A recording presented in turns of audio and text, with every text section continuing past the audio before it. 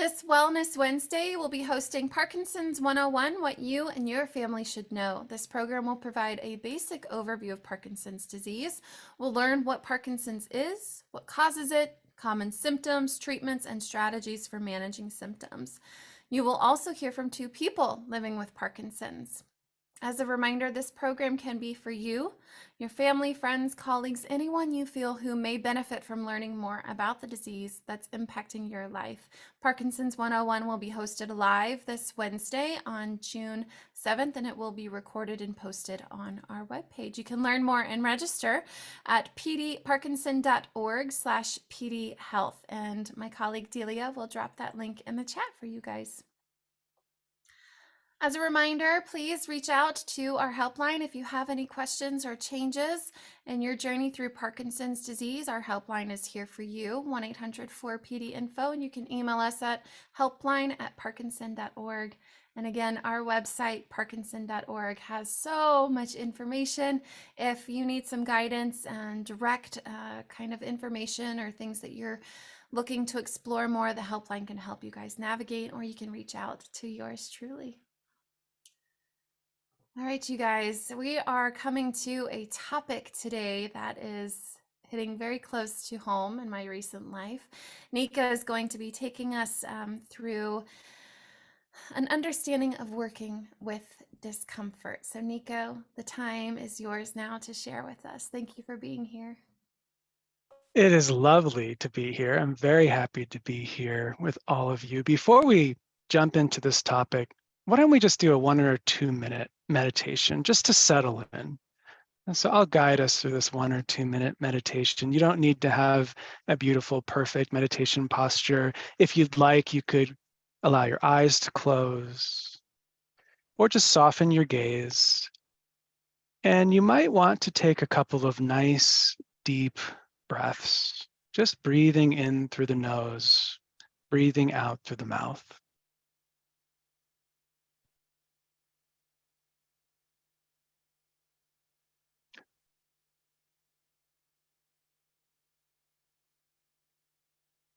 Just breathing as deep as your body feels comfortable breathing.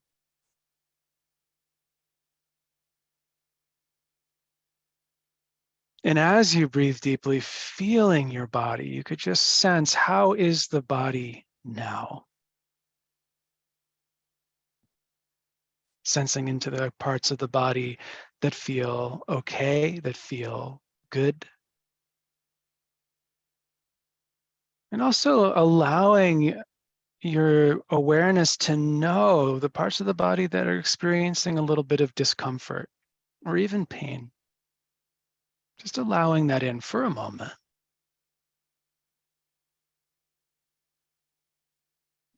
And then just allowing your breath to find a natural rhythm.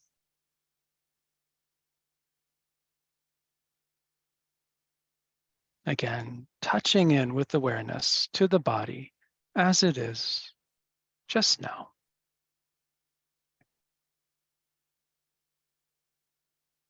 Yeah, you could open your eyes if they're closed. If you'd like to stretch, sometimes it's nice to stretch in any way that feels good to you.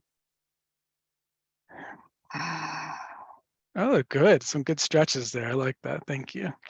Nice to see people stretching. You could shake it out if you want, whatever feels good in your body in this moment. Like you're on a dance floor. Very good. So I'll give a little talk here, not very long, maybe 7 minutes, 8 minutes or so. Then I'll guide us through a meditation of about 10 minutes. And I want to leave 7 to 10 minutes for questions. So that's my hope. That's my plan for our time together today.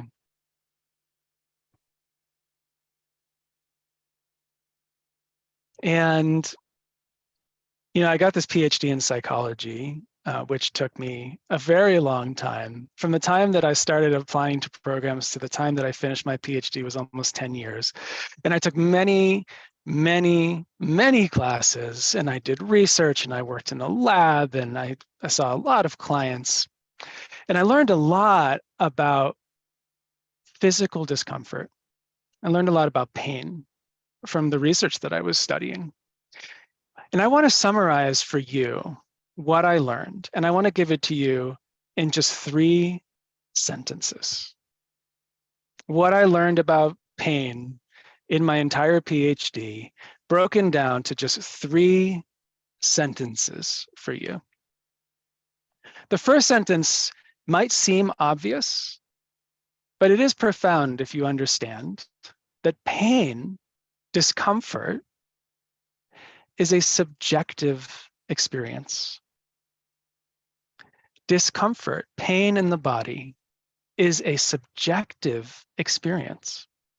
They've done all of this research now, hundreds of studies, trying to understand why some people experience the same sensation as very, very painful, and other people experience what supposedly the same exact sensation is not so painful. So, sentence number 1 that you need to know: pain is a subjective experience. Sentence number 2, and there's lots of research on this, especially at the Stanford Pain Lab, if you want to look them up. Resistance increases your subjective experience of pain. Does that make sense? Resistance to the raw sensations of discomfort or pain in the body increases the discomfort. That's the number 2 sentence. This is fascinating to me. The raw sensation is exactly the same, but your experience of it is more pain when you push against. That's amazing. Number 3 sentence, and this follows from the second. Acceptance decreases the subjective experience of pain.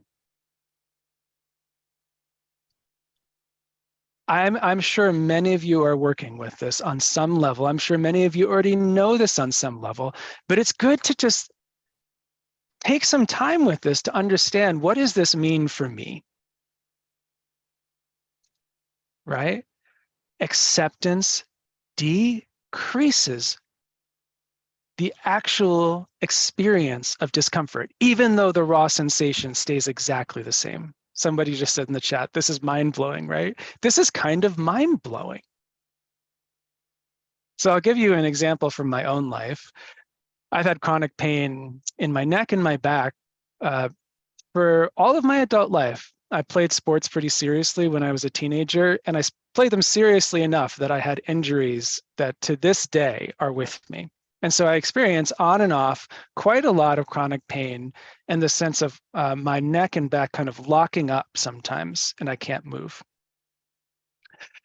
And then a few years ago, I had the added pleasure of a herniated disc. And so now every once in a while, I throw my back out. Has anybody here ever thrown their back out? Anybody? Oh, okay, good. A couple of you have this. We can have a support group together, this shared experience of throwing your back out. So anybody that's thrown their back out knows you seems like you're going along fine. You're just walking through your day. You're shoveling some snow, in my case, big, heavy, wet snow. Snow shoveling goes totally fine. This happened to me this winter. Snow shoveling's totally fine. I feel totally great the whole time that I'm doing it. Walk inside, normal. Pick up a laundry basket, and then I'm on the floor. I can't move. I mean, I'm really literally flat on my back on the floor, and pain is just fireworks through my whole body. Just acute, sharp, electric pain going up my spine and out through it's just tremendous what the body can feel. Somebody's asking me for those 3 sentences. I'm going to put them in the chat for you because I think that's a great idea. Thank you for asking.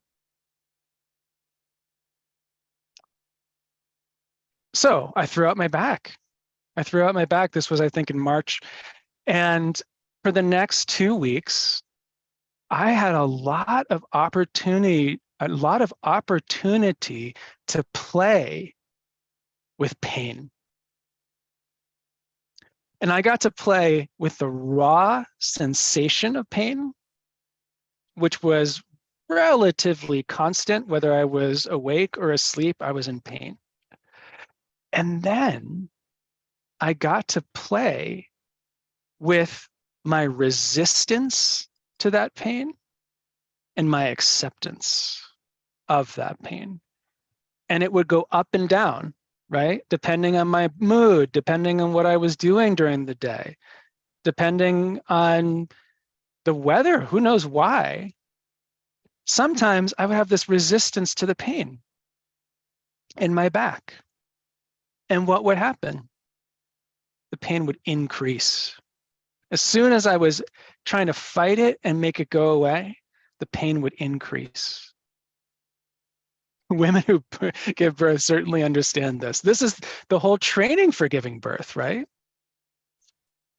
Breathing deeply into the pain, riding the pain. So whenever I didn't ride the pain, resisting the pain more, it was almost like it got stuck in my system, right? It was like it got stuck. And then I would remember, oh yeah, I'm a meditation teacher. What's the first thing you do when you meditate? You allow whatever physical sensations are here to simply be here. So I'd remember, okay, allow, let the sensations be exactly as they are. No need to do anything. I mean, get the ice pack, sure, take some Tylenol, great, but no need to do anything else. And just let the pain move through. Whenever I did that, the pain would release, the pain would relax. Raw sensation is the same, but the subjective experience of the pain would ease. Does the technique work at the dentist? The technique does work at the dentist, actually. So I'll just tell you a couple more things and then we'll meditate.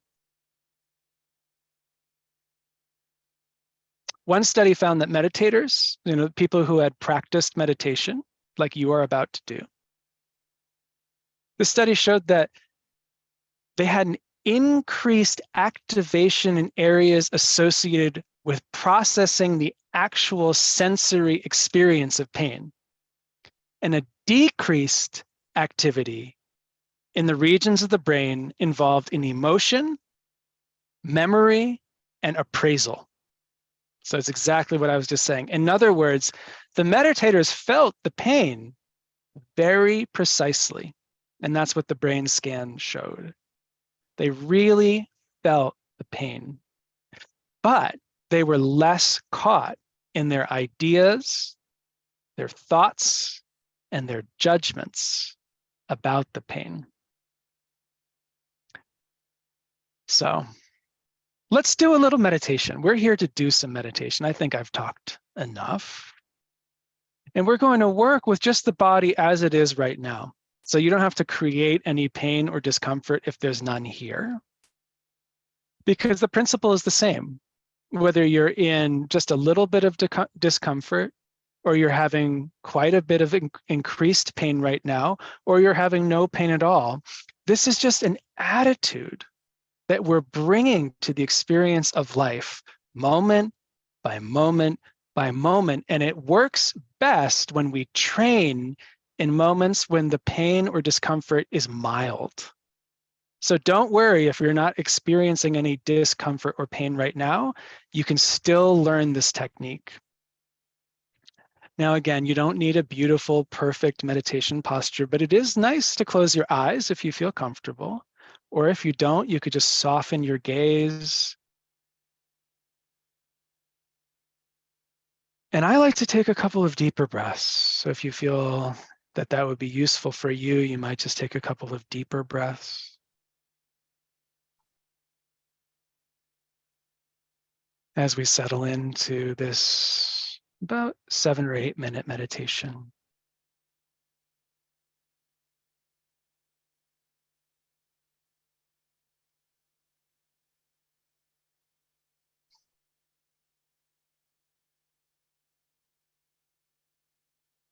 Yeah, and then just allow your breath to find a natural rhythm and arrive here in this body. And what does it feel like to really arrive? Allow your awareness to receive the sensations of your living body right now in this moment.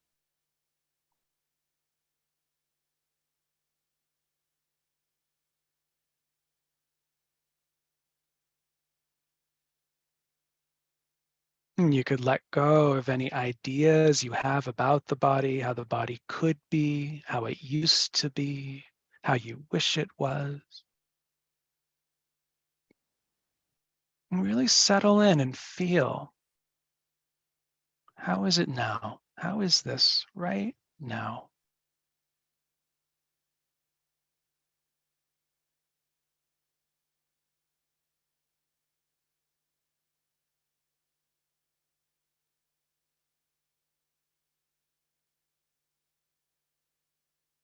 And in particular, we'll bring a warm awareness, a kind attention to your feet. See if you can feel the sensations in your feet.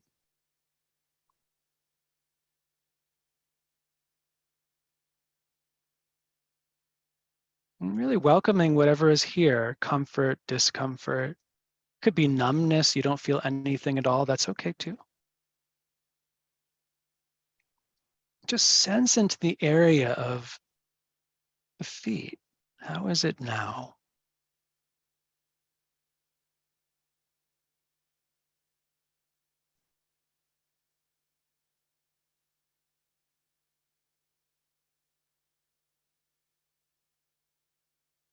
And moving that warm awareness, that kind attention into the calves, the shins, receiving the sensations of the calves and the shins, whatever is here or not here, just feeling. Ah, this is tingling. Oh, this is numbness. Oh, this is a sharp pain or a throb. Oh, warm, cool. How is it in the lower legs right now?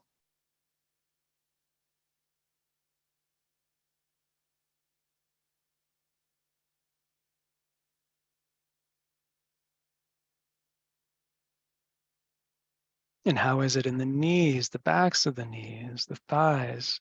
Really feeling the parts of your body that are touching the chair or the couch, sensing into this being received, the way gravity is holding you, and feeling the sensations of the couch or the chair on the thighs, the buttocks. And what's it like here? Comfort, discomfort, difficulty, ease.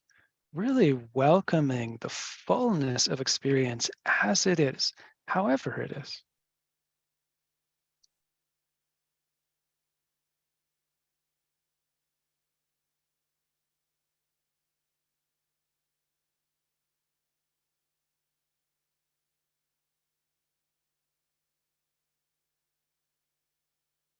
And welcoming the sensations as we move into the hips, the lower back, the belly. How is it now? How is it here? Can you feel the rise and the fall of the belly as you breathe?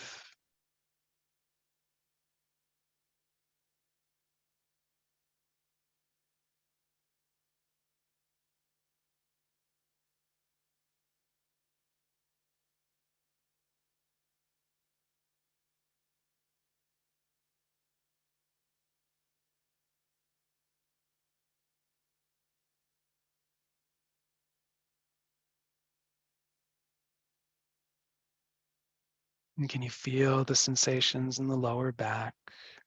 Again, whatever you're feeling, numbness counts. The feeling of not being able to feel, that also counts.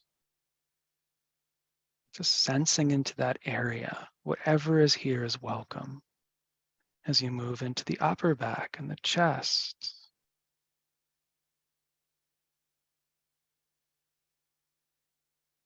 Maybe sensing any emotion that might be registering in the body, whether it's interest, curiosity, sadness, excitement, whatever's here is welcome.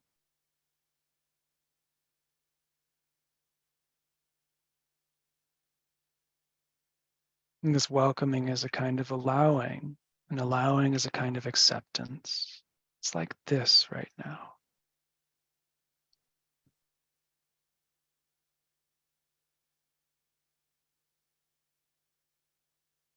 And it's just like this as we move into the shoulders, the neck, the throat.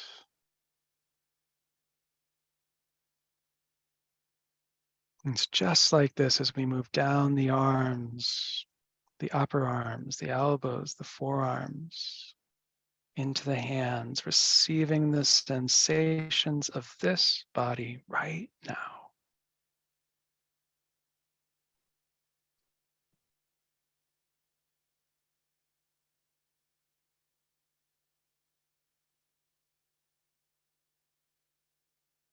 And allowing this warm awareness to move into the face and the head, really sensing, how is it?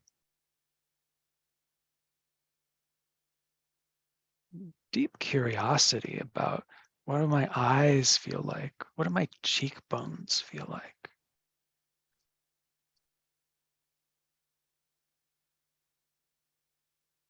What's it like to have a tongue? Oh, interesting.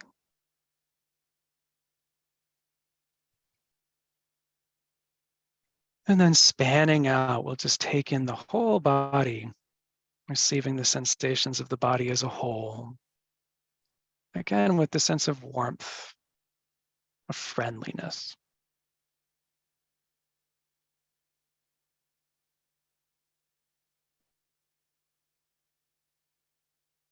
And you could take another deep breath or two. Open your eyes, look around, stretch. Very good. Very, very good. Did we lose anybody? Did anyone fall asleep and not wake back up? It seems like people are back if they fell asleep. So we have just a few minutes for questions. I wanted to leave 7 or 8 minutes. We've got about 4 or 5. And I'd love to hear any report on how that was, what you noticed in your body, any thoughts that you might have about working with discomfort and pain in the body, anything that might be useful to ask me that I could answer. We've got from Babs in Brookings, Oregon, not far from me. I'm in Ashland. Had a jaw implant last year, and going into the zone was lowest BP of the day. Got on the highway 20 minutes later, and BP shot through the roof. Zen works. I love it. I love it. Yeah. Yeah. So this stuff does work. It's actually working directly on the nervous system. And part of what we're doing is we're shifting from the sympathetic nervous system, which is like our fight or flight response, into the parasympathetic nervous system, which is our rest and relax. So we're shifting into this sense of being resting and relaxing. We have a lot of resources from that. I think that's what Babs was experiencing there. Judy is saying, how is releasing pain different from deep relaxation? That's a really good question. I would say what we're doing is, in some sense, deep relaxation. It's a very aware, deep relaxation. So we put the emphasis on awareness, that quality of the mind that is knowing experience, whether it's knowing your physical sensations, or it's knowing your emotions, or it's knowing your thoughts. And when we emphasize this sense of bare knowing, what we call mindfulness, of just knowing, it tends to lead to a relaxation response among a host of other positive outcomes. So the relaxation response is one, but more insight, introspection, better relations, all kinds of things come out of this cultivation of mindfulness. Here's one, a direct message. When you say this body, how is that different from my body? Great question. So this is a slight semantic shift. And you can play with this. So don't take my word for it. I encourage you to really play with this shift from saying my body to this body. What I find when I say my body is there's just some sense of like ownership, and I get a little bit caught in wanting it to be a particular way. That's how it can be for me, because it's my body. It should behave. When I say this body, there's more of a sense of allowing it to be just as it is. It's like all of these physiological processes that are moving through their own laws. And actually, I don't have a lot of control over what is happening in this body. So it's a slight semantic shift that you can play with. And if that's not true for you, don't do it. But that's what I experience with that. When feeling the pain, when I notice it, how is accepting it different from trying to let it go, different from trying to change it? Very good. I mean, we only have 1 minute here, but of course, we want to do everything possible to alleviate pain, right? So if there are medications that are helpful, that are prescribed by a doctor, we want to take those medications. If you find going to a massage therapist helpful, you want to go to a massage therapist or whatever it is, an acupuncturist, a chiropractor, physical therapy. There's so many different things that you can do to work with the body directly in order to be in less pain. Please do those things. I certainly do those things. Acceptance doesn't mean passivity. And then there, as I said, there's just the body doing its thing that we can't control. And so I think accepting it is different from changing it in the sense that we just allow whatever is here to express itself without intervention in this particular method. And the non-intervention is what leads to the relaxation response and the shift from the sympathetic nervous system into the parasympathetic nervous system, and then the experience of subjective pain levels decreasing, even though nothing has been done. So that's what we're emphasizing here. I notice that I have much more to say on this topic and on that question, and I am out of time. So it is very lovely to be here with all of you. It's always a delight to just drop in for these moments and see you all. And then I think I'll see you in a month or two. I think that's our next time. So very good, very happy to be here with you. Take very good care until I see you next time. Take very good care until your next Mindfulness Monday, which is just a week from today. Thank you, Nico. Appreciate your guidance today. We'll see you guys next week with Dr. Taylor Rush, and stay mindful and think about those 3 things that Nico offered us today. Pain is a subjective experience. Resistance increases discomfort, and acceptance decreases discomfort. We'll see you all next week. Thank you, guys. Bye-bye. Bye.